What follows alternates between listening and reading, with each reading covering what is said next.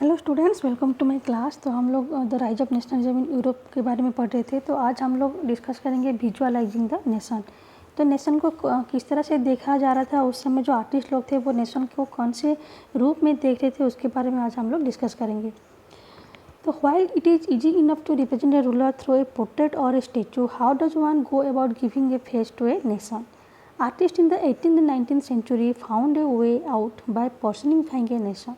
In other words, they represented a country as if it were a person. The nations were then portrayed as female figures. The female form that was chosen to personify the nation did not stand for any particular woman in real life. Rather, it sought to give the abstract idea of the nation a concrete form. That is, the female figure became an allegory of the nation. तो किसी एक ruler को या फिर किसी एक चीज़ को जो है रिप्रेजेंट करना इजी होता है थ्रू ए पोर्ट्रेट। तो हम लोग किसी एक रूलर का पिक्चर बना के या उसको एक स्टेचू बना के उसको हम लोग रिप्रेजेंट कर सकते हैं कि ये जो है वो रूलर है या ये उस रूलर का नाम है। लेकिन जब एक कंट्री को कोई एक रूप देना होता है, कोई एक आकार देना होता है, तो उसको देना बहुत ही डिफ़िकल्ट हो जाता है। तो उस समय 18 और 19 सेंचुरी में जो आर्टिस्ट लोग थे, पेंटर्स लोग, उनके लिए ये जो था बहुत ही सोचने वाली बात थी कि जो कंट्री है नेशन, उसको जो रूप दिया जाए वो किसका रूप दिया जाए। तो उसको जो है नेशन को पर्सनिफाइंग, मतलब उनको एक पर्सन का रूप देना।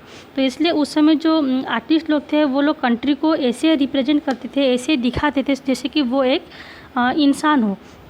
तो उस समय जो नेशंस थे, कंट्री, उनको एक फीमेल फिगर के हिसाब से दिखाते थे। मतलब जो कंट्री थे सबको एक फीमेल का आकार देने की कोशिश करते थे। तो जो ये फीमेल का आकार वो देते थे वो कोई असली का फीमेल, मतलब कोई असली में नहीं थी, उसको खाली इमेजिनेशन किया हुआ था। जैसे कि हम लोग इंडिया को भारत माता, तो भारत माता जैसे कि कोई है नहीं, भारत को हम लोग माता के हिसाब से रिप्रेजेंट करते हैं। ठीक उसी तरह बाहर के जो कंट्री हैं, जैसे कि जर्मनी हो या फ्रांस हो या इटली हो, उनको भी वो लोग एक फीमेल का रूप देने की कोशिश करते थे। तो ये जो है अपने जो कंट्री है वो कैसा होना चाहिए, तो जितने भी वो एब्स्ट्रैक्ट आइडियाज़ होते हैं तो वो सभी आइडियाज़ को वो एक कंक्रीट फॉर्म, मतलब उसको एक रूप दे के प्रेजेंट करना चाहते थे। तो उसी इमेजिनरी फीमेल फिगर जिसको कि एक कंट्री के हिसाब से डिस्क्राइब करते थे, उसको एलिगोरी ऑफ द नेशन बोलते थे। So you will recall that during the French Revolutions, artists used the female allegory to portray ideas such as liberty, justice and the republic. तो फ्रेंच रिवॉल्यूशन जब तुम 9th class में पढ़े हो तो ऐसे बहुत सारे आइकॉन के बारे में पढ़ चुके हो। उसको हमेशा एक फीमेल के हिसाब से ही दिखाया गया है, जैसे कि लिबर्टी हो, जस्टिस हो या फिर रिपब्लिक हो। These ideals were represented through specific objects और symbols। तो ये जितने भी आइडियाज है उसको एक स्पेसिफिक चीज़ को एक ऑब्जेक्ट या फिर किसी एक सिम्बल्स के जरिए उसको रिप्रेजेंट किया जाता है। As you would remember, the attributes of liberty are the red cape or the broken chain, while justice is generally a blindfolded woman carrying a pair of weighing scales।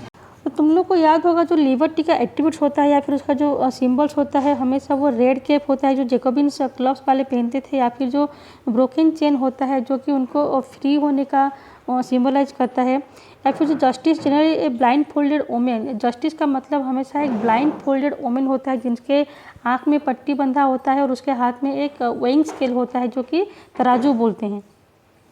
Similar female allegories were invented by artists in the 19th century to represent the nation. So in France, she was Christine Marianne, a popular Christian name which underlined the idea of a people's nation.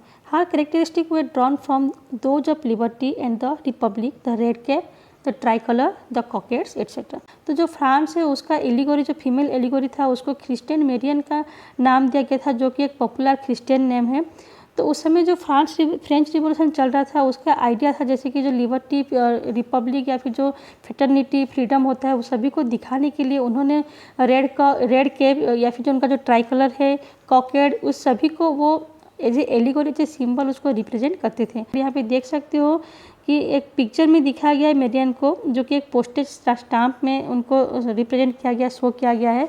तो इसमें उन पे hair पे जो symbol देख रहे हो उसको बोलते हैं कॉकेड, जो कि केप में लगा रहता है। यहाँ पे पिक्चर पे दिखाया गया है उसको बोलते हैं कॉकेड। तो इन सभी सिंबल्स को उनके पिक्चर के साथ उसको दिखाया गया था।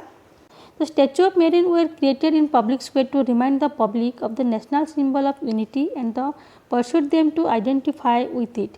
और जो मेरियन का स्टैचू है उसको बहुत सारे पब्लिक स्क्वायर में बनवाया गया था ताकि जब भी लोग उनको देखें तो उनको नेशनल सिंबल या फिर जो उनका यूनिटी करने का जो नेशनल सिंबल होता है लोगों को वो हमेशा याद आए कि जो मेरियन है वो उनके फ्रेंच का एक सिंबल है या फिर पूरे कंट्री का वो सिंबल है, जिसको देख के उनके दिमाग में पूरे कंट्री को एक करने का जो फीलिंग्स है वो क्रिएट हो पाए। तो Marianne images were marked on the coins and stamps. तो उस समय फ्रांस में मेरियन का जो इमेज है वो कॉइन्स में और स्टाम्प में उसको मार्क किया गया था। तो ये तो था फ्रांस का। तो similarly the Germania became the allegory of the German nation in visual representation. Germania wears a crown of oak leaves as the German oak stands for heroism. जो जर्मन कंट्री है तो उनका एलिगोरी था, जो female figures था उसको Germania बोलते हैं। तो जर्मनिया जो रिप्रेजेंट करते हैं उसमें उसको क्राउन ऑफ ओक लीव्स पहनाया हुआ दिखाया गया है, जो कि जो ओक लीव्स है वो जर्मन लैंग्वेज के हिसाब से हीरोइज्म को शो करता है। तो यहाँ पिक्चर में देख सकते हो ये है जर्मनिया का इमेज। तो यहाँ पे इसे बहुत सारे सिंबल्स को दिखाया गया है, जैसे कि देखो यहाँ पे जो जर्मनिया है वो ओक लीव्स के क्राउन पहने हैं, उनके हाथ में एक तलवार पकड़े हुए सोर्स जिसके चारों ओर ऑलिव का जो ब्रांच है वो उसको कवर करके रखा है, चारों ओर उसको सराउंड करके रखा हुआ है। उनके हाथों में जर्मन का ट्राई कलर का फ्लैग है। उनके पीछे से जो सन है वो राइज हो रहा है। तो ये जितने भी यहाँ पे देख रहे हो वो सभी का कुछ ना कुछ मीनिंग्स है। तो उसका जो मीनिंग्स क्या है अभी देखते हैं। तो ब्रोकन चेन का मतलब यहाँ पे होता है being freed. Breastplate with eagle, जो ईगल दिखाया गया है उनके बीच में वो है symbol of the German empire, उनके स्ट्रेंथ को दिखाता है जर्मन एम्पायर को। जो क्राउन ऑफ ओक लीव्स, जो ओक लीव्स देख रहे हो ये है हीरोइज्म का प्रतीक। सोर्स जो पकड़े हुए हैं it represents readiness to fight, वो हमेशा फाइट के लिए तैयार होते हैं। Olive branch around the swords, तो उनके सोर्स के चारों जो ऑलिव ब्रांच को दिखाया गया है it willingness to make peace, तो वो यूथ के लिए तो हमेशा तैयार रहते हैं, अपने कंट्री को बचाने के लिए वो हमेशा तैयार हो रहते हैं, उसके साथ साथ वो पीस भी चाहते हैं। Black red and gold tricolour, जो कि जर्मन का नेशनल फ्लैग है। Ray of the rising sun being beginning of a new era, तो यहाँ पे जो राइजिंग सन को दिखाया गया है उसका मतलब होता है कि नए युग का शुरू होना। तो ऐसे बहुत सारे मीनिंग होता है एलिगोरी में। तो ये है जर्मनिया का एलिगोरी मीनिंग।